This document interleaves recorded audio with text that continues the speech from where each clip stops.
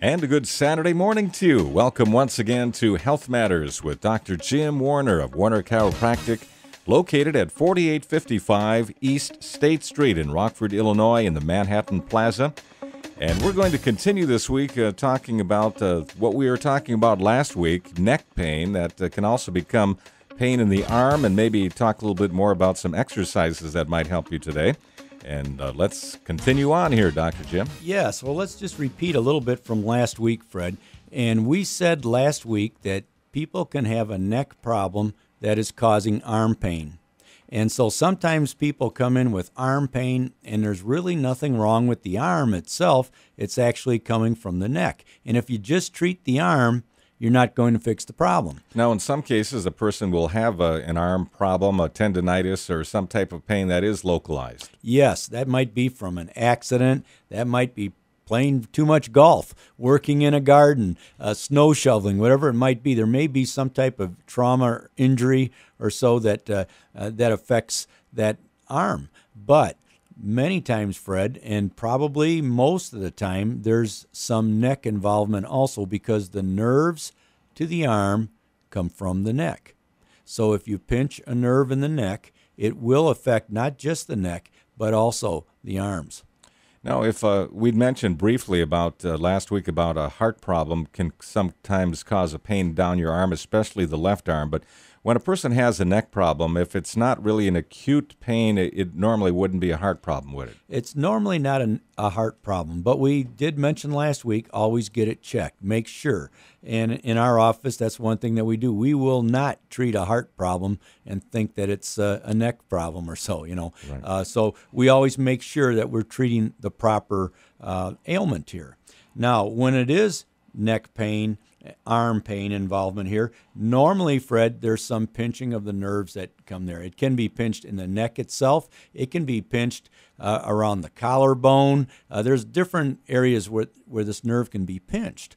And we mentioned last week that people have carpal tunnel syndrome, the pain and numbness, tingling in their hands, normally have some pinched nerves in their neck also. So they have pinched nerves in the neck and also the wrist. And sometimes just treating the one will get rid of the neck or arm problem, but may not give you a total result. So that's why you want to find out where all the nerves are being pinched and then try to correct the whole problem. And whenever possible, of course, you want to avoid surgery. That's kind of a last resort. Sometimes it can be necessary. Yes, we mentioned last week that sometimes there might be a disc injury that requires surgery. Most of the time it doesn't require surgery. Most of the time it responds better to chiropractic adjustments, traction, different types of physical therapy that we do in our office. This would be something that would work better than surgery, but there are rare occasions when surgery is absolutely necessary, and we refer those patients out. Well, what you want to do is get the pressure off the nerve, fix the problem so there's no more pressure on the nerve causing the pain. Absolutely, and that's what our whole goal is, to put the spine in proper alignment so that the nerves are not being pinched, and the body will heal itself. Now, one of the things that you mentioned last week, Fred, was you talked about the person that might be working a particular job that's doing the same repetitive thing over and over again, or maybe looking in one direction all the time, and then said, is that a possibility that can cause it? And it definitely can, Fred. And so the treatment would be to try to normalize the musculature in your neck, let's say. Let's say someone's always looking to the right. They're doing a lot of keyboarding. They're a secretary. The exercises then would be to try to exercise the muscles in the opposite direction. Have her do some stretching exercises to the left if she's always looking to the right. If she's always looking down, look up at the ceiling. Do certain exercises to balance out the activity that's going too much in one direction. When people come to our office, one of the things that we do, Fred, for neck and arm pain is to have our patients go to our exercise clinic. We have a class that for 45 minutes that we teach exercises. How often do you do that? We do that once a month.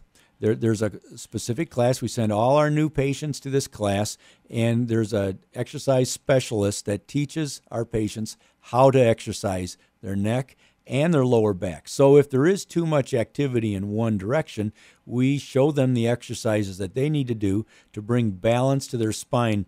and they always get well quicker, number one. And number two, they're less likely to have this problem come back again because they're bringing balance to their spine and nervous system and not imbalance. Now, once you learn how to do some of these exercises and you're on the job, do you actually recommend people maybe take a couple-minute break in order to do some of those? Hey, that's a very good statement there. Yes, that's what we do. It may be just to look in opposite directions. It may be to do neck circles. It may be just to shrug your shoulders a few times. Try to get some of the tension out of those muscles in that area. So, yeah, it may be just if once an hour you just spend 45 seconds, you might get a lot of stress and a lot of this tension out of your muscles in your neck, which will help the neck pain and the arm pain also. I know on the market today, too, they have some of these palpating, vibrating instruments that people, usually someone else maybe would administer it to you. I'm not sure. But and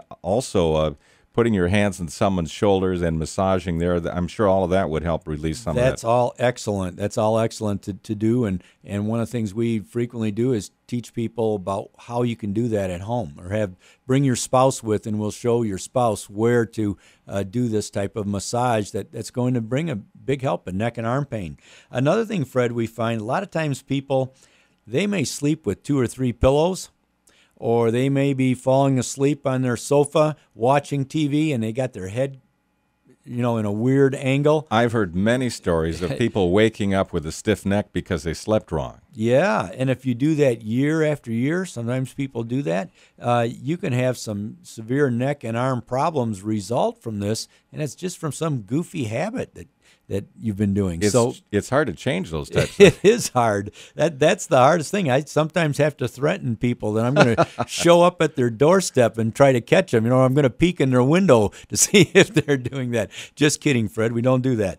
But we do have to change some of these habits that people get into, because sometimes we have a wrong habit that ends up causing the problem. And it may be you notice it one night that you slept in a weird position, but if you do that night after night and it becomes part of your habit, then you wake up and your neck bothers you one time, you go to the chiropractor and he says, man, what'd you do to your neck? And it's something that happened over a period of time, and then it may take some time to get that spine lined up again. What about pain relievers I know that sometimes neck pain and the arm pain, kind of like a sciatica lower in the body, can really, really be painful. Yes, well, pain relievers. Well, some people take them like candy, Fred, and say, well, it doesn't hurt when I'm taking my ibuprofen. It doesn't hurt when I take my Anacin or Tylenol, whatever it might be. Well, it may not hurt when you're doing that, but the problem is not a Tylenol deficiency or an Aleve deficiency. The level of the drug goes down so low that now your body needs more of it. That's not what's causing it. And so I have nothing against someone having a minor pain and then taking something like that, and if it helps, good. But if it doesn't go away, then that's telling you that is not the cause of the problem. Right, and you don't want to live on those things. No, because that'll cause liver disease. It'll cause dialysis because the kidneys shut down. It can cause stomach ulcers. It can cause a number of things. It can kill you from taking too much of these things. It can cause bleeding disorders. And so, no, don't take those things other than just on an occasional basis, just for until you get the problem solved. And once again, if you watch television commercials, they're just pumping up that pain reliever and saying, you've got arthritis, you've got this, you've got this. This will take care of it, for so many hours, and it's like it's a wonder drug without addressing that you're not really fixing the problem. Yes, they used to tell people you need to take aspirin every day, for your pains, and then they found out that by selling more Tylenol, the aspirin sales were going down because people were taking Tylenol. So then they said, well, you need to take Tylenol for the normal aches and pains, but then take an aspirin a day for your heart to keep your heart healthy. Mm-hmm. And so then they got people taking both. And now they found that it is causing dialysis, the need for dialysis, because the kidneys stop functioning, the liver disease, and people are dying from taking too much of these anti-inflammatories that are not good for the body. It's a foreign substance. So if you're taking those things, listeners, try to find out what's causing the pain in your neck and get that taken care of, and you won't need to take the Tylenol. You won't need to take the aspirin. There are better things to take. Taking an aspirin a day is not the best thing in the world for your health. I mean, they may tell you that on TV. There are other things. There's vitamin E. There's vitamin C that's going to do your heart much better than taking some goofy aspirin.